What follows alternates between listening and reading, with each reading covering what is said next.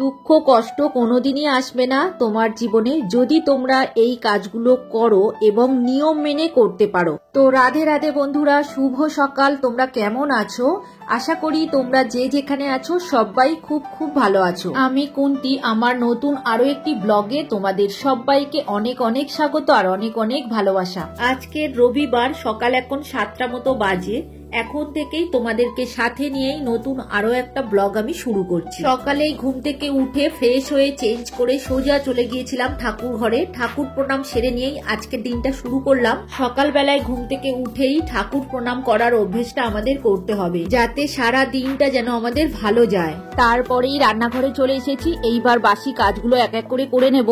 আজকে তো রবিবার আছে, সকালে টিফিন করতে আমার হবে না, কেননা ওরা বলছে বাইরে থেকে পরোটা কিনে এনে খাবে। তো খাক গিয়ে, আর আমার ডালিয়া আছে, আমি সেটাই খাবো। খেয়ে তারপরে আমি ঠাকুর ঘরে চলে যাব। আজকে ঠাকুর ঘরে কিছু কাজ করব, সেগুলোই তোমাদের সাথে শেয়ার করব। বাসন মাজা তো হয়ে গেছে, এইবার বাসন ধুতে ধুতে তোমাদের কিছু সুন্দর সুন্দর কমেন্টের উত্তর দেব। করানীগঞ্জ ওয়ার্ল্ড থেকে দিদিভাই কমেন্ট করেছে, লাইক দিয়ে ভিডিওটা দেখে নিলাম, রান্না বান্না কাজকর্ম সবকিছু ভালো লাগলো, অসাধারণ ভিডিওটা। তোমাকে অসংখ্য অসংখ্য ধন্যবাদ কমেন্ট করার জন্য। তুমি খুব খুব ভালো থেকো গো, আর এইভাবেই সব সময় আমার পাশে থেকো। আর কমেন্ট করেছে ফ্যামিলি উইথ ব্লগস 40 থেকে দিদিভাই লিখেছে, দিদিভাই তোমার ভিডিওটি অনেক ভালো লাগলো, তোমার একজন নতুন বন্ধু হয়ে গেলাম। প্রথমেই বলবো দিদিভাই, তোমাকে আমার নতুন বন্ধু হওয়ার জন্য এবং কমেন্ট করার জন্য তোমাকে অসংখ্য অসংখ্য ধন্যবাদ। তুমি খুব খুব ভালো থেকো গো, আর এইভাবেই সব সময় আমার পাশে থেকো। তো এখন ভিডিওর মেন টপিকে চলে আসি। আজকে ঠাকুর ঘরের কন্টেনারগুলোই পরিষ্কার করব। তো এই কাজটা আমি মাসে একবার অন্তত করে থাকি। দেখো, যেরকম আমরা রান্নাঘরের কন্টেনারগুলো ক্লিন করে রাখি বা বেডরুম যেরকম ক্লিন করি, ঠাকুর ঘরটাও সেরকম আমাদের ক্লিন রাখা উচিত। ঠাকুর ঘরে তো তেমন কিছু থাকে না, কিছু কন্টেনার থাকে আর ঠাকুরের আসনপত্রগুলো থাকে। আসনপত্র আমি মাঝে মাঝে পাল্টে দিই, কিন্তু কন্টেনারগুলো সব দিন পরিষ্কার করা হয় না আর কি, মাসে একবার করি। এই কন্টেনারগুলো আমরা প্রত্যেক দিন ব্যবহার করি। আর যেহেতু ঠাকুর ঘরে প্রদীপ জ্বলে, তো একটু তেল কালি হয়, জানো তো, তেল সিঁদুর এগুলো লেগে যায়।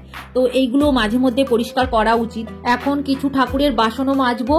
তো এইবার তোমাদের কিছু সুন্দর সুন্দর কমেন্টের উত্তর দিয়ে দেবো। অথেন্টিক্স বেঙ্গলি ব্লগ থেকে দিদিভাই কমেন্ট করেছে, আজ প্রথম খুব সুন্দর ভিডিও, ভালোবাসা রেখে গেলাম, বন্ধু হয়ে গেলাম। দিদিভাই তোমাকে বলি, আমার ভিডিও দেখার জন্য আর এত সুন্দর কমেন্ট করার জন্য তোমাকে অসংখ্য অসংখ্য ধন্যবাদ। তুমি খুব খুব ভালো থেকো গো, আর এইভাবেই সব সময় বন্ধু হয়ে পাশে থেকো। আসলে একটা বাড়ির পবিত্র জায়গা হলো ঠাকুরঘর আর রান্নাঘর। যেরকম রান্নাঘরটা মাঝে মাঝে পুরোটা পরিষ্কার করি, মানে ডিপ ক্লিন করে নিই, সেই রকম ঠাকুরঘরও আমি প্রায় সময় করি। তোমাদের আগের ব্লগে দেখিয়েছি, যখন কোনো পুজো হয় বাড়িতে, তার আগের দিন আমি কি করি, ঠাকুরঘরটাকে পরিষ্কার করি। আর আজকে কন্টেনারটা পরিষ্কার করে নিচ্ছি। সামনে সরস্বতী পুজো আছে, সরস্বতী পুজোর ঠিক আগের দিনকে আমি ঠাকুরঘরটা পুরোপুরি ভাবে ডিপ ক্লিন করে নেব। কি বলতো, এই ঠাকুরঘর যদি পরিষ্কার না রাখি তাহলে কিন্তু আমাদের ঘরে ঠাকুর দেবতা থাকবে না। আমার বাবা একটা কথা বলে, তো তোমাদের সাথে আজকে শেয়ার করব, এখনো বলে, জানো তো, আচারে বিচারে লক্ষ্মী। তো আমি যদি ঠাকুরঘর অপরিষ্কার করে রাখি বা আমার রান্নাঘর যদি অপরিষ্কার করে রাখি, তাহলে কিন্তু আমার বাড়িতে লক্ষ্মী থাকবে না। আর ঠাকুরঘরটাকে একটুখানি সুন্দর করে সাজিয়ে পরিষ্কার পরিচ্ছন্ন রাখলে দেখতেও ভালো লাগে। দেখো, ঠাকুরঘরের ঠিক ঈশান কোণে আমি একটা মানি প্ল্যান্ট গাছ রেখে দিয়েছি। ঈশান কোণেও আছে আর তার এই পাশের কোণেও আছে। এই কোণটার নাম আমি ঠিক জানি না। তো দুই পাশে আমার মানি প্ল্যান্ট গাছ লাগানো আছে। মানি প্ল্যান্ট গাছ কিন্তু খুব শুভ জিনিস। এই গাছ কিন্তু সূর্যের আলো ছাড়াও বাঁচে। তো আমি দেখো দুই কোণে রেখে দিয়েছি। আর আরো একটা কাজ হয়, জানো তো, সংসারে আয় উন্নতি শান্তির জন্যও কিন্তু এই কাজগুলো করতে হয়। ঠাকুরের বাসন মাজা হয়ে গিয়েছে। কন্টেনারগুলো দেখো এখন আমি সাজিয়ে দিয়েছি। আর র্যাকগুলোতে একটুখানি ধুলো পড়েছিল, সেগুলো মুছে নিলাম। আর মানি প্ল্যান্টের পাতাতেও ধুলো পড়েছিল, সেগুলো পরিষ্কার করে দিয়েছি। এবার আরো একটা সুন্দর কমেন্টের উত্তর দেব।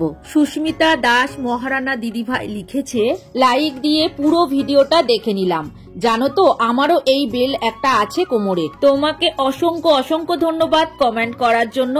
তুমি খুব খুব ভালো থেকো, আর এইভাবেই সব সময় আমার পাশে থেকো। এ দেখো, বেশ ভালো লাগছে আমার দেখতে কন্টেনার গুলো। আর এদিকে বাসন মেজেও তো রেখে দিয়েছি। দেখো, এখানে একই রকমের কন্টেনার আছে। এটা 6টা ছিল। তো আমি ঠাকুরের জিনিসপত্র রাখবো বলে কিনেছিলাম একটা সেট। তো তার মধ্যে একটা আমি ঘরে নিয়ে নিয়েছি আমার রান্নাঘরে, আর 5টা এখানে রয়েছে। দেখছো ঠাকুরঘরটা ঠিক আমার এইরকম দেখতে লাগছে, দুদিকে মানি প্ল্যান্ট গাছ আছে আর মাঝখানে সিংহাসন আছে। আর দেখো এই গলিটার মধ্যে ঠাকুরের কিছু জিনিসপত্র রেখে দিই, আসলে ঠাকুর পুজোর সময় অনেক কিছুই লাগে তো টুকটাক জিনিসগুলো ওর মধ্যে রেখে দিই। আর ঠাকুরের ঠিক উপরে আছে, সিংহাসনের উপরে একটা ঝাড়বাতি আছে, তোমাদেরকে প্রথমেই দেখিয়েছি। তো দেখো ফাইনালি এরকমই লাগছে। এরপরে কিন্তু বর্মশাই পুজো করবে, আমি ঠাকুরঘর পরিষ্কার করে দিলাম আর বাসন মেজে দিলাম। তো দেখো এখন বর্মশাই পুজো করে দিচ্ছে। আজকে তো রবিবার, একটু বেলা হয়ে গেছে ওর পুজো করতে, আর আমি রান্নাও করিনি এখন, ও বাজার করে এনে রেখে দিয়েছে, সেগুলো ওখানে রয়েছে। তো এরপরে গিয়ে দেখাবো। তো তোমাদের সাথে একটা কথা শেয়ার করব, আমরা যখন ঠাকুরের সেবা দেওয়ার জন্য প্লেটটা রেডি করি, ওই প্লেটটা কিন্তু স্টিলের ব্যবহার করা যাবে না, কাঁসা বা তামার যা কিছু ব্যবহার করলেই হবে। আর প্লেটটা কখনো খালি দেবে না, সবকিছু দিয়ে ভরে দেওয়ার চেষ্টা করবে, যে যেমন পারবে সেরকম দেওয়ার চেষ্টা করবে। ভালো কিছু দিতে হবে তার কোনো মানে নেই, ভগবান বা ঈশ্বর যাই বলো না কেন তিনি বলেননি আমাকে ভালো ভালো দিতে প্রসাদে।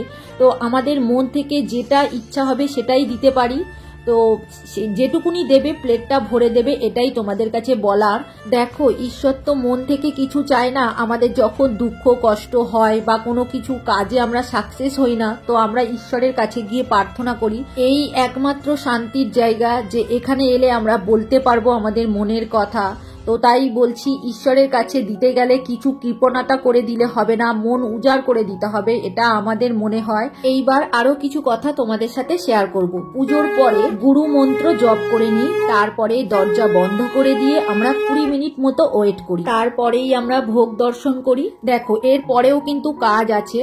প্রসাদ তুলে নেওয়ার পরে কিন্তু আমরা এই বাসনগুলো আবার পরিষ্কার করে জায়গাটা মুছে ক্লিন করে দিই। কি বলতো, আমার বাবা মা দেখেছি এইরকমই করে। তো বাবা মা বলতো কি বলতো, এটো বাসন ঠাকুরের সামনে কখনোই রাখবে না। তো আমি যতটুকুনি পারলাম তোমাদের সাথে শেয়ার করলাম, আর আমি যা যা করি সবটাই তোমাদের সাথে শেয়ার করলাম। তো অনেকেই মনে করতে পারো এগুলো কুসংস্কার, কিন্তু আমি তর্কে যাব না, তো আমরা এগুলো মানি, তাই তোমাদেরকেও বললাম, শেয়ার করলাম। তো আমাদের নিজেদের জন্য কত কিছু রান্না করি, কত কাজ করি, কিন্তু ঈশ্বরের জন্য তো একটু সময় দিতেই হবে বলো। এখন বেলা দুপুর হয়ে গেছে, রান্নাঘরে চলে এসেছি, এইবার রান্না করব। আর আজকের কি কি নিয়ে এসছে বাজার দিয়ে তোমাদেরকে দেখাবো। যেহেতু আজকে রবিবার আছে, আজকে মাংস তো আনবেই, দেখো মাংস আর মাছও এনেছে, মাছগুলো আজকে রান্না করব না। তোমরা যারা এতক্ষণ ধরে আমার ভিডিওটা দেখছো তোমাদেরকে অসংখ্য অসংখ্য ধন্যবাদ। ইলিশ মাছ নিয়ে এসছে, ভেটকি মাছ নিয়ে এসছে, আর চিকেন নিয়ে এসছে। অনেকটা চিকেন এনেছে, কিছুটা চিকেন রেখে দেবো আর কিছুটা রান্না করব। ওই ধুয়ে পরিষ্কার করে এয়ারটাইট বক্সে করে ফ্রিজে রেখে দেবো। তো ওই জন্য খাটুনি একটু বেশি আছে। দেখো এদিকে মাংসও অনেকটা এনেছে, কিছুটা রেখে দেবো ভাবছি, বোনলেসগুলো রেখে দেবো আর বাকিটা রান্না করে নেব। তো দেখো এখন মাংস ধুয়ে নিচ্ছি, আর ওদিকে আলু ভাজা বসিয়ে দিয়েছি। আলু ভাজা কিন্তু আমার হয়ে গেছে, তুলে নিয়েছি। এইবার পেঁয়াজ কিছুটা ভেজে নিচ্ছি। আজকের একটু চিকেনটা অন্যরকম ভাবে রান্না করব। পেঁয়াজ আর কাঁচা লঙ্কা ভাজা বসিয়েছি, ওইগুলো ঠান্ডা করে মিক্সিতে বেটে নেব। এইবার আরো কিছু দিদিভাইয়ের সুন্দর সুন্দর কমেন্টের উত্তর দেব। এবি ব্লগ 3 থেকে দিদিভাই কমেন্ট করেছে, খুব সুন্দর হয়েছে, দারুণ। আর কমেন্ট করেছে সৌমেলি রান্নাঘর থেকে দিদিভাই লিখেছে, খুব খুব সুন্দর হয়েছে শোল মাছ রান্না। আরো একটা দিদিভাই কমেন্ট করেছে, সোমা গাঙ্গুলি দিদিভাই লিখেছে, খুব সুন্দর লাগলো। তোমাদের প্রত্যেককে অসংখ্য অসংখ্য ধন্যবাদ কমেন্ট করার জন্য। তোমরা সবাই খুব খুব ভালো থেকো গো, আর এইভাবেই সব সময় আমার পাশে থেকো। এদিকে মাছ ধুয়ে পরিষ্কার করে দেখো এয়ারটাইট বক্সের মধ্যে ভরে ডিপ ফ্রিজে ঢুকিয়ে দিলাম। এইবার চিকেন কষাটা করে নিচ্ছি। দেখো পেঁয়াজ যেটা ভেজে রেখেছিলাম সেটা মিক্সিতে দিয়ে একটু বেটে নিয়েছি, তার সাথে গুঁড়ো লঙ্কা, হলুদ গুঁড়ো, নুন আর জিরে ধনে একসাথে দিয়ে দেখো তেলের উপরে দিয়ে দিয়েছি, আর আদা রসুনও দিয়ে দিয়েছি। দিয়ে ভালো করে কষিয়ে নিয়ে মাংস রান্না করে খাওয়া দাওয়াও হয়ে গেছে। তো এখন ছাদে চলে এসেছে বর্মশাই পায়রাগুলোকে একটু খেতে দেবে বলে। আর একটু ওইদিকে দাও না, ঘরটার সামনে ওইখানে। হ্যাঁ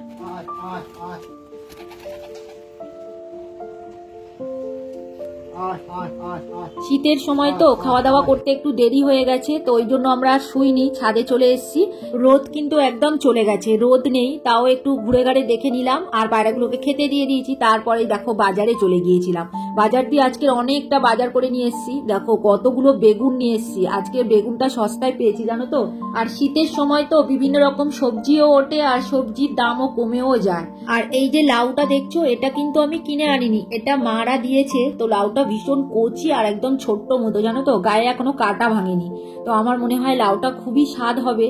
আর এখানে পালং শাক কিনে নিয়ে এসেছি, এই পালং শাক দিয়ে আমাদের যে লাউ গাছ হয়েছে ওই লাউ শাক কেটে একসাথে ভাজা করব।